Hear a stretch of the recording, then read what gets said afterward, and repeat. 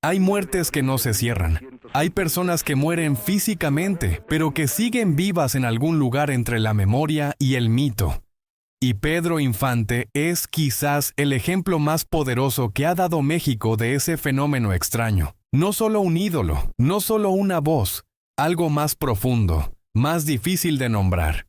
Una herida colectiva que nunca terminó de sanar, porque nunca quisimos que sanara. Pero ¿qué sabemos realmente de él? Porque detrás del charro que cantaba con lágrimas en los ojos, había secretos. Muchos. Algunos que se susurran todavía hoy en los pasillos de la industria del espectáculo mexicano. Otros que circulan en conversaciones de madrugada entre personas que lo conocieron de cerca y que bajan la voz cuando el tema llega demasiado lejos. Y otros que, se rumorea, nunca saldrán a la luz. No porque no existan, sino porque hay personas a quienes les conviene que no existan. Pedro Infante Cruz nació en 1917 en Mazatlán, Sinaloa. Hijo de músico, creció entre madera y canciones. Carpintero de oficio, cantante por destino. Llegó a la Ciudad de México sin dinero y con una guitarra prestada. Sin contactos, sin apellido que abriera puertas. Solo con esa voz que, según cuentan quienes lo escucharon en vivo por primera vez, detenía el tiempo. Dicen que la primera vez que cantó en un foro de la capital, el técnico de sonido salió de su cabina para verlo con sus propios ojos. Que no podía creer que algo así viniera de un muchacho que olía a aserrín y traía los zapatos rotos. Lo que vino después es historia conocida.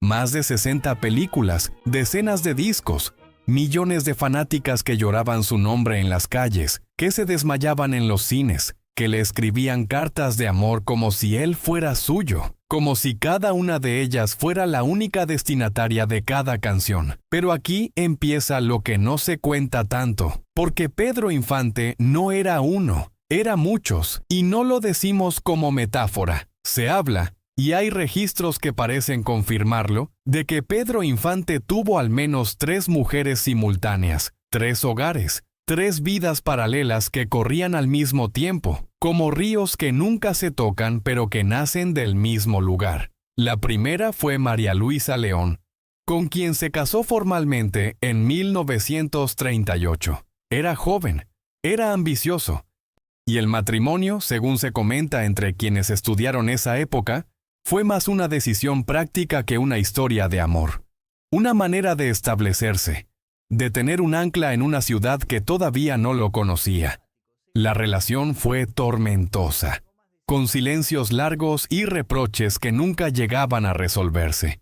Se dice que María Luisa sabía exactamente qué era lo que tenía y qué era lo que no tendría nunca, que lo aceptó, que no lo aceptó, que ambas cosas dependiendo del día. Nunca se divorciaron oficialmente. Ese detalle, tan pequeño, tan enorme, complicaría todo lo que vino después. Después llegó Lupita Torrentera, con quien tuvo hijos y construyó algo que se parecía más a una vida real. Rutinas, desayunos, noches ordinarias. La relación existía con una naturalidad doméstica que sus otras historias no tenían. Pero tampoco fue la única.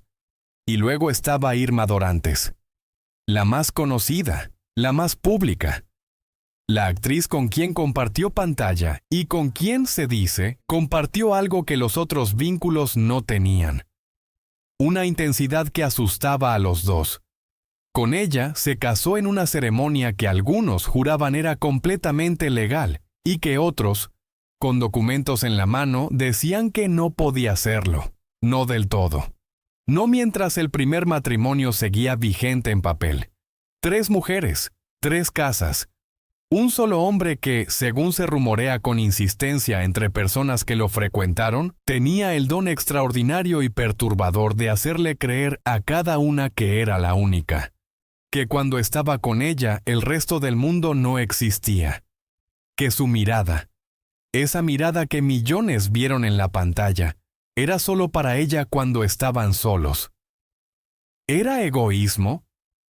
¿Era un miedo profundo a la soledad que ninguna persona podía llenar por sí sola? ¿Era el precio inevitable de ser el hombre que México necesitaba que fuera? ¿Un hombre tan grande que una sola vida no le alcanzaba? No lo sabemos. Nadie que lo supo habló suficiente. Y los que hablaron, hablaron con cuidado. Con los años fueron apareciendo personas que aseguraban llevar su sangre. Hijos reconocidos, hijos negados, hijos que llegaron décadas después de su muerte con pruebas y sin ellas, con historias que a veces coincidían y a veces se contradecían de maneras que nadie sabía cómo resolver. El número exacto nunca ha quedado claro. Hay quienes hablan de 6, otros de 8. Hay quienes dicen que aún hoy podrían aparecer más, que en algún pueblo del norte o del Pacífico hay alguien que tiene sus ojos y que guarda ese secreto como un peso que heredó sin pedirlo. Algunos fueron reconocidos en vida, con sus nombres pronunciados en público, con su lugar en la historia familiar, aunque fuera un lugar incómodo. Otros no. Otros crecieron en el margen, sabiendo o sin saber, cargando un apellido que no era el que les correspondía o que era exactamente el que habían elegido llevar. Y hay uno, se rumorea desde hace años en ciertos círculos de la farándula mexicana, que jamás quiso ser reconocido, que tuvo la oportunidad, que le llegó la información, los documentos, las personas que podían confirmarlo todo, y que eligió el silencio, que vivió toda su vida con otro apellido, en otra ciudad, construyendo una identidad que no dependiera de ese nombre inmenso y aplastante. ¿Por qué eligió eso? Eso sigue sin responderse. Y quizás sea la pregunta más honesta de toda esta historia. El 15 de abril de 1957, un avión Temco Swift se estrelló cerca del aeropuerto de Mérida, Yucatán. Pedro Infante iba a bordo. Había despegado de madrugada. Tenía compromisos en el sureste. Tenía toda una vida por delante. O eso creían los que lo esperaban. Tenía 39 años. La versión oficial fue rápida. Fallo mecánico. Una falla en el tren de aterrizaje durante el despegue. El avión no ganó altura. No hubo tiempo de reaccionar. No hubo sobrevivientes entre los que iban en la cabina principal. Pero aquí es donde empieza algo que todavía hoy, casi 70 años después, provoca conversaciones que se interrumpen cuando alguien abre la puerta. Durante años, décadas en realidad, circuló un rumor que muchos en México conocen, pero pocos dicen en voz alta fuera de ciertos contextos. El rumor dice que el cuerpo identificado no era el de Pedro Infante, que la identificación fue apresurada, imprecisa, que se hizo con una urgencia que no correspondía a la situación, como si alguien tuviera prisa en cerrar el asunto, que había personas con nombre y apellido aunque nadie los pronuncie en público, que aseguraban haberlo visto después del accidente, en otros estados, con otro aspecto, con otro nombre, viviendo con la tranquilidad de alguien que ha dejado atrás algo demasiado grande para seguir cargándolo. ¿Es verdad? Casi con total seguridad, no. La lógica, los registros, la historia, todo apunta a que Pedro Infante murió ese martes de abril en Mérida. Pero el rumor persiste. Y los rumores que persisten durante 70 años no persisten por accidente, persisten porque tocan algo verdadero, aunque la historia específica sea falsa, persisten porque dicen algo sobre nosotros, sobre México, sobre lo que necesitamos creer. No quisimos soltarlo, no quisimos que se fuera así, en un avión pequeño, un martes por la mañana, sin un final a la altura del mito. El mito necesitaba una salida más dramática, más oscura, más digna de lo que él representaba. O quizás, solo quizás, había alguien que tenía razones concretas para querer que Pedro Infante desapareciera del mapa sin que nadie hiciera demasiadas preguntas. Alguien a quien el tamaño de ese hombre resultaba inconveniente. Alguien que prefería un ídolo muerto a un hombre vivo que sabía demasiado. No hay pruebas, pero tampoco hay quien se haya tomado la molestia de desmentirlo con la suficiente contundencia. Y eso, en su propio silencio, también dice algo. Irma Dorantes vivió hasta los 83 años. Habló muchas veces de Pedro, siempre con amor, siempre con esa melancolía controlada y medida de quien sabe exactamente cuánto puede revelar antes de que algo se rompa, antes de que la imagen que todos quieren proteger empiece a cuartearse. Hay entrevistas, algunas grabadas, algunas transcritas en archivos que no todo el mundo ha leído, donde la miran de cierta manera y ella cambia el tema con una habilidad que no es natural, que se aprende, que se practica durante años. Hay momentos donde la pregunta llega demasiado cerca y ella sonríe de una forma que no es una sonrisa de felicidad, sino de algo más complicado, más antiguo, más cansado. Se rumorea que hubo cartas que ella guardó y que nunca mostró completamente. Cartas donde Pedro Infante era un hombre muy distinto al de la pantalla. Más frágil, más asustado. Alguien que en la intimidad del papel y la tinta confesaba cosas que no podía decir en voz alta porque decirlas hubiera destruido algo que no era solo suyo.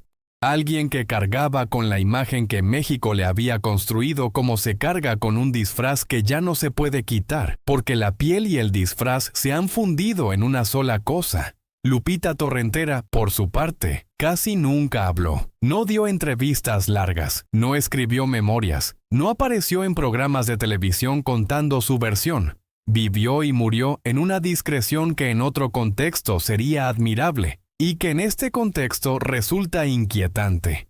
El silencio de las personas que más saben siempre dice algo. La pregunta es si estamos dispuestos a escucharlo. Hay testimonios, recogidos aquí y allá por periodistas y biógrafos que trabajaron en las décadas siguientes, de personas que lo conocieron de cerca, directores de cine, músicos de sesión, técnicos de grabación que pasaban horas con él en los estudios, personas que no tenían razón para mentir y que hablaban, cuando hablaban, con la voz de alguien que está contando algo que le pesa. Describen a un hombre que bebía. No ocasionalmente, no socialmente. Bebía más de lo que la prensa de la época admitía porque la prensa de la época no tenía incentivos para admitirlo. Bebía con la consistencia oscura de alguien que está apagando algo que no se deja apagar fácilmente. Que tenía noches muy oscuras. Noches donde desaparecía. Donde nadie sabía dónde estaba y nadie preguntaba porque había aprendido que preguntar no convenía. Que a veces llegaba a los rodajes con la mirada rota de alguien que ha pasado la noche en algún lugar que no es un lugar de descanso, pero había algo más.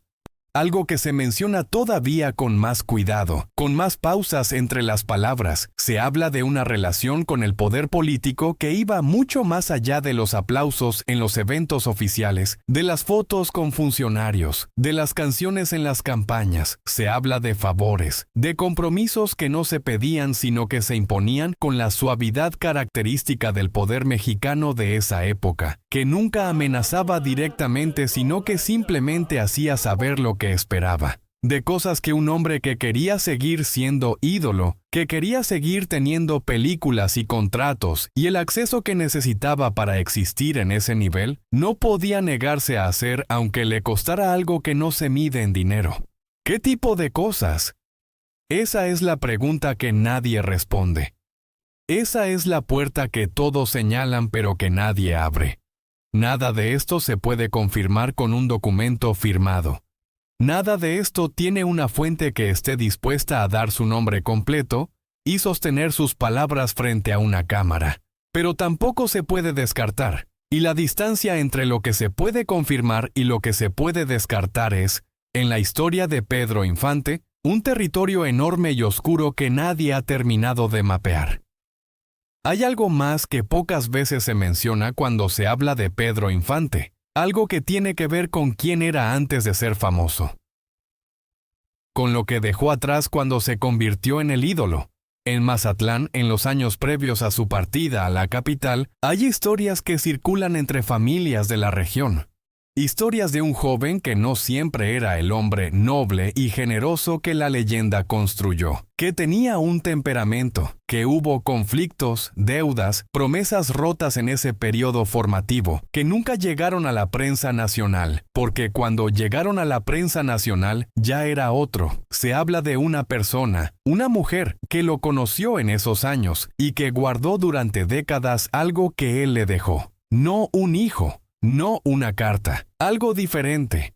Algo que quienes lo saben describen solo como una prueba de que el Pedro Infante que existió antes del mito no se parecía en nada al que México decidió recordar. ¿Qué es esa prueba? ¿Dónde está? Si todavía existe. Nadie que sepa lo dice. Y los que dicen que saben, saben exactamente hasta dónde pueden hablar. Pedro Infante lleva casi 70 años muerto.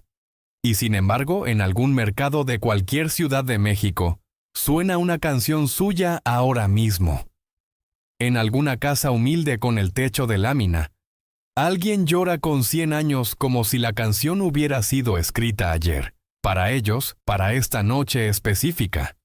En algún bar del norte alguien brinda por él con una copa levantada hacia el techo como si él pudiera verlos desde algún lugar que está entre el cielo y la memoria. Eso es el mito. Eso es lo que construimos cuando necesitamos que alguien sea más que humano, cuando la realidad no nos alcanza y necesitamos algo más grande, más limpio, más permanente que lo que somos capaces de ser. Pero los humanos son complicados.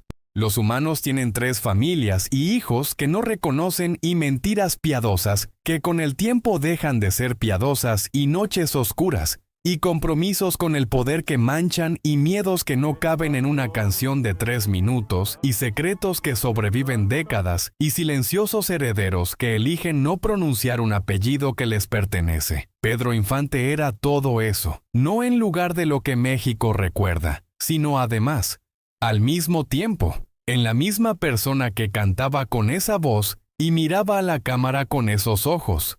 Quizás la pregunta no es quién fue Pedro Infante de verdad. Quizás la pregunta es qué dice de nosotros el hecho de que, sabiendo todo esto, o sospechándolo, o eligiendo no saberlo del todo, sigamos poniendo sus canciones cuando algo nos duele, sigamos necesitándolo. Sigamos sin querer cerrar esa muerte que no se cierra.